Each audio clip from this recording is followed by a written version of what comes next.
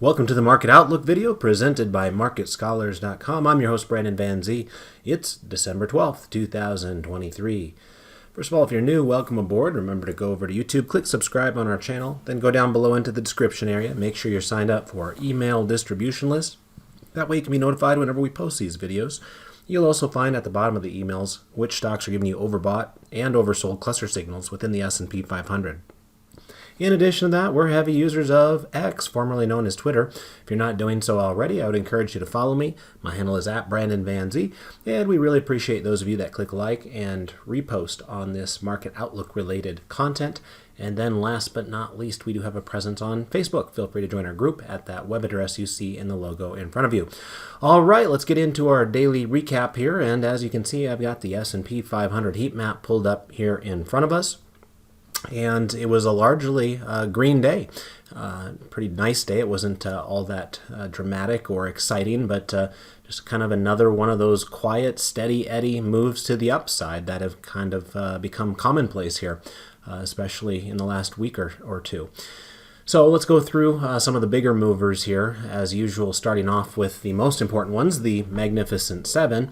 Of the Magnificent Seven, it was Meta that had the best performance of that group, up 2.75%. Following it quite closely was NVIDIA, up 2.21%. And then we had Amazon, up 1%. We had Microsoft up 0.83% and Apple up 0.79%. So those were the up movers within the Magnificent Seven. We did have two downside movers as well, where Tesla was the worst to the downside, down 1.14%, and then Alphabet was down 0.79%. I understand they've found themselves in a bit more hot water once again. It seems like that's been pretty regular over the years in regards to kind of some anti-monopolistic rhetoric from regulators and others there. So that could have been the reason that Alphabet did not participate in the rally here today. Also wanted to point out that Broadcom is up another 4% today to all-time highs. Just yesterday it hit $1,000 per share for the first time ever. Today it's already all the way up to $1,072. And as I was mentioning on Twitter yesterday, when I displayed a screenshot of the heat map, yesterday was a day where the Magnificent Seven was down. I think it was yesterday. It was either yesterday or the day before, one of the two. But anyway, one of the commenters had mentioned that, yeah, it's true that the Magnificent Seven really isn't holding up here on that particular day, but AMD sure was. And I said, well, that's true. AMD is an important company, but oddly enough, Broadcom is even more important than AMD these days. I think it would surprise people to learn Broadcom's like a $500 billion company now.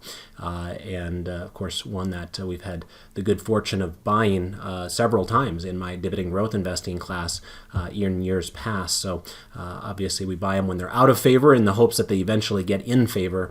And that worked out nicely in this particular case. So very nice rally there, and congratulations to all of you who own Broadcom all the way up to all-time highs above $1,000 per share. In addition to Broadcom and AMD having nice days there in the tech space, there were other tech stocks that had good days. It looked like some of the internet security companies like Fortinet did pretty nicely today, up 2.6% there. Palo Alto Networks up nearly 2% as well. Elsewhere, you can see there was quite a bit to choose from the bullish side of the equation. One that stands out to me is Linde, very strong company in the industrial gases area, an area that also includes Air Products and has a very strong economic moats associated with it. Both Linde and Air Products aristocrats, and both of them had nice days, but Linde especially up 4.5% here today. We also saw some green there in the healthcare space, including Molina Healthcare up 3.4%. CNC or Centene was up 2.8% as well. We saw Amgen up today. Some of you might have caught the news after hours here. on Twitter or elsewhere that Amgen did raise their dividend here in the after-hours session tonight. We were anticipating that. Usually it's this time of year when they make their dividend increase announcement. This time it was good for another 5% tacking on to what they've already accomplished, and that's similar to Broadcom. It's been a very good performing dividend growth stock for our portfolios over the years, as it's kind of a nice combination between not ultra stodgy like a Walmart or a Coca-Cola, where it's still kind of considered more of a growth-oriented company. Obviously, it's not an up-and-comer either. It's kind of in that transition from a pure growth to a stodgy blue-chip company. And sometimes that's where you're going to find your sweet spot for some of your best dividend growth opportunities. Saw that AbbVie also was up today, 1.3% to the upside. Of course, that stock been in the news here lately with a couple of major buyout announcements of some of their competitors. You can see that a lot of financial stocks were up. The banks have been in focus lately. So JP Morgan was up 0.89%. The credit card companies did well. Visa, MasterCard up over 1%. Berkshire was up nearly 1% there. A lot of the exchange stocks did well. By the way, speaking of exchange stocks and dividends, some of you might have seen that Chicago Merck just announced their special dividend of, I think it was $5.25 per share.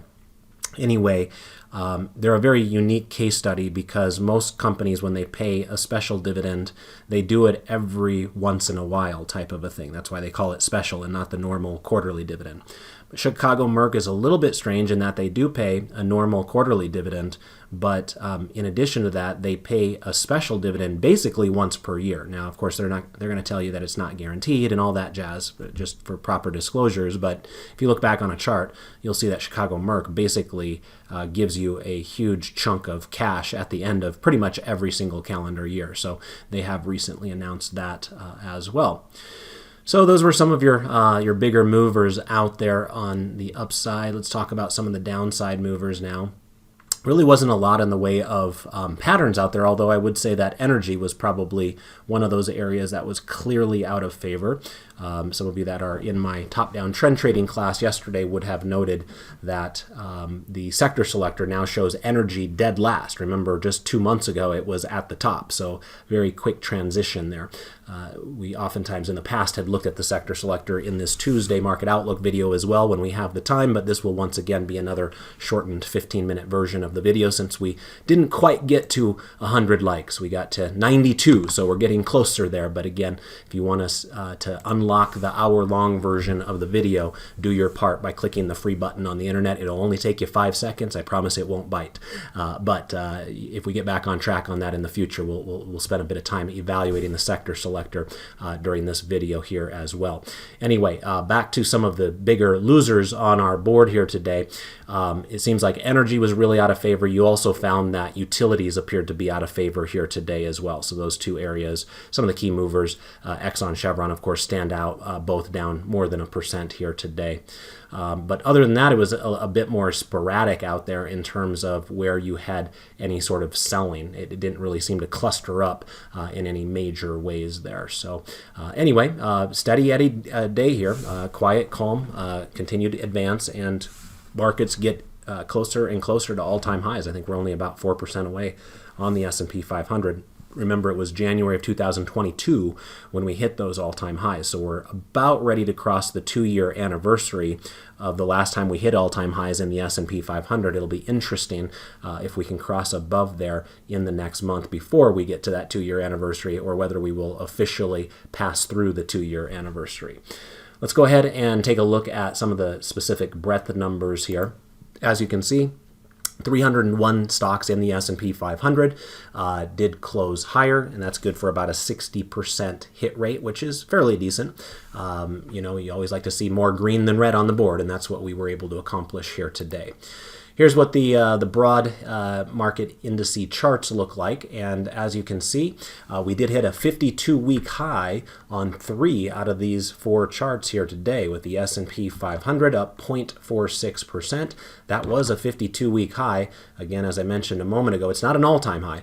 All-time high was January of 2022, but this is a new 1-year high that we have established, and of course, we're establishing it in a time of the year where we would expect to establish it, which is during during the most bullish 3-month period of time that we happen to find ourselves in, which includes the months of November, December, and January. So very nice move higher on the S&P 500. That's 4 straight days to the upside, with each one of them looking very healthy in the regard that they all 4 in a row, and all 4 of them look nice because they closed basically at the highs of their days, right? So that's what you want to see. We had a few little sputtering types of days back here where you just really didn't make much progress, but these kind of feel a bit stronger, a little bit healthier advance that we're dealing with there. So anyway, no surprise, we remain with bullish postures across the board. Remember, that has been the case for over a month at this point, and as long as the markets keep on going up, that should not change.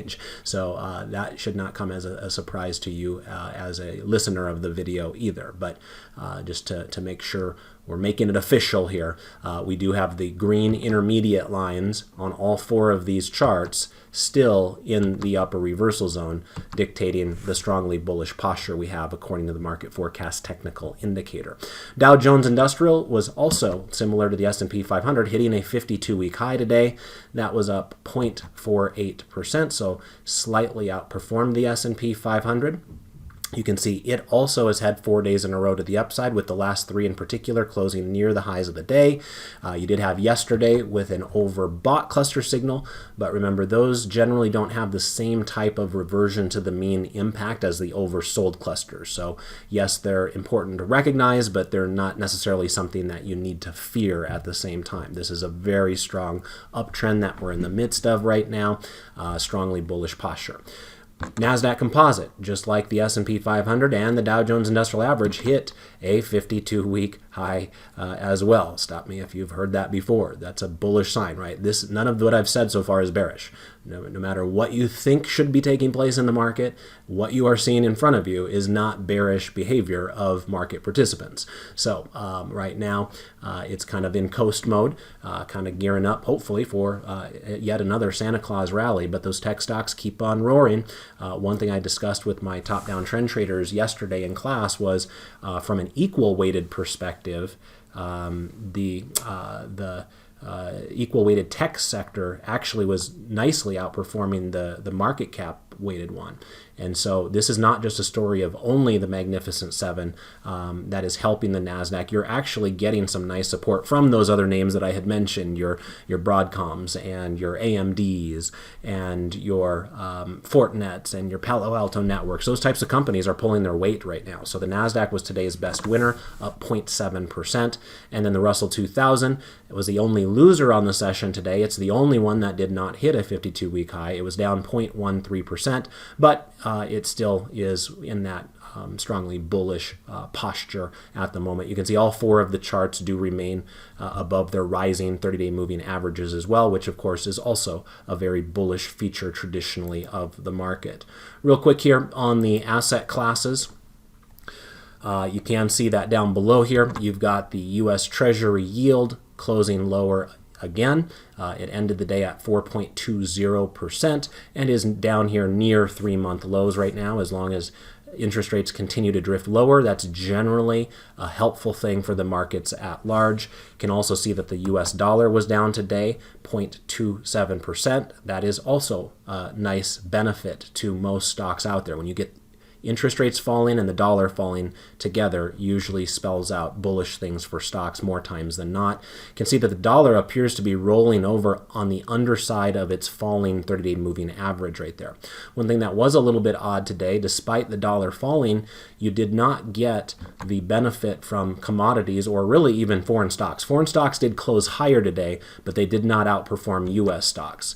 But more particularly down here with commodities, you'll notice that gold was down fractionally, just down 0.05%, but oil really took it across the chin, down nearly 4%. So that explains why so many of those oil companies like Chevron and Exxon were down here today. But oil is down there. It is, I was going to say near, but it actually is literally at a 3-month low right now, at least from a closing price perspective. Gold was looking really strong. A week ago, I would have said that this looks like an interesting bullish chart, but it just wasn't in the cards. And you can now see after the last 3 days of selling, we're all of a sudden below the falling 30-day moving average on gold. So I don't think it looks quite as interesting today as it did a week ago. Nonetheless, things can snap back, so we'll keep our eye on that story there as well. Otherwise, most of the market's working as you would expect. Bitcoin was up another 3% today. Bonds were up across the board based upon falling yields. And as I mentioned before, foreign stocks actually managed to close higher today as well, even though they didn't quite achieve what they did here in the United States. The foreign stock markets do, similar to the U.S. markets, have strongly bullish postures at the moment. All right, that's my 15 minutes. I appreciate you guys checking out tonight's video. Again, if you appreciate the effort that goes into these videos, if you want to unlock an extra hour out of me, I would encourage you to click like. It seems like we've kind of fallen off of the wagon there to a degree here recently, for better or for worse. It's okay by me, but if that's not what you guys want, then you guys have the power to correct that. So I'll leave that up to you. But until next time, I want to wish you all the best of success with your trades and your investments. Goodbye for now.